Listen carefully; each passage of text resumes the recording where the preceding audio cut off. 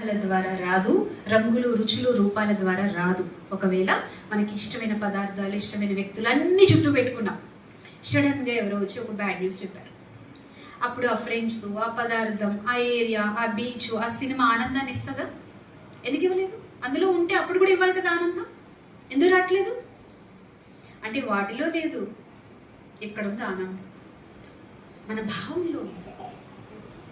Happiness అనేది inner లోపల దొరికేది, బయట దొరకదు. బయట మనం బౌండరీస్ దాటేసి మరి గీతలు దాటేసి సీత గీత దాటినట్టు అవి దాటేసి మరి పరిగెట్టి ఎక్కడో ఉందేమో అని వెతుకుతున్నాం. అవేమో మనకన్నా సుఖశాంతులు మనకు అందకుండా ఇంకా దూరం పరిగెడుతున్నాయి అవి. అర్థమైందా? మన లోపలే ఉంది, అంతా మన లోపలే ఉంది. మనం ఎలా ఉంటే, మనం ఎక్కడుంటే అక్కడ ఒక అద్భుత ప్రపంచాన్ని రచించాలి. అక్కడ అందరూ మనవాళ్ళు అయిపోవాలి.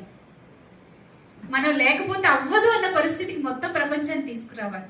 అంత ఐడియల్ పర్సనాలిటీ క్రియేట్ చేసుకునే శక్తి మనకు ఉంది. ఎవ్రీవన్, మీరందరూ ప్రతి ఒక్కరు ఒక అద్భుతం. మీ ప్రతి ఒక్కరిలో ఒక విశేషత ఉంటుంది. కానీ ఒక్క బలహీనత ఉంటే అంత మొత్తం విశేషతలన్నీ పోతాయి. కడివిడ పాల్లో ఒక విషం చుక్క వేస్తాం అనుకునే వద్ది, కుండ నిండా అమృతం పెట్టాం, అందులో ఒక చుక్క ఏదైనా వేసేస్తే విషం వేస్తే ఏమవుద్ది? మొత్తం విషం అయిపోతుంది. మీకు పోలడని మంచితనాలు ఉంటాయి, ఒక్క చెడ్డ గుణం ఉంటుంది, దానివల్ల అన్నీ పోతాయి.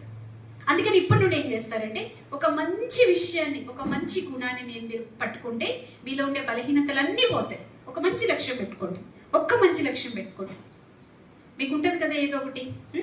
శరీరాన్ని కూడా నీట్గా పెట్టుకోవాలి, ఆరోగ్యంగా పెట్టుకోవాలి. ముందు శరీరం కూడా మనకి ఒక సాధనం. మంచి ఫుడ్ తినాలి,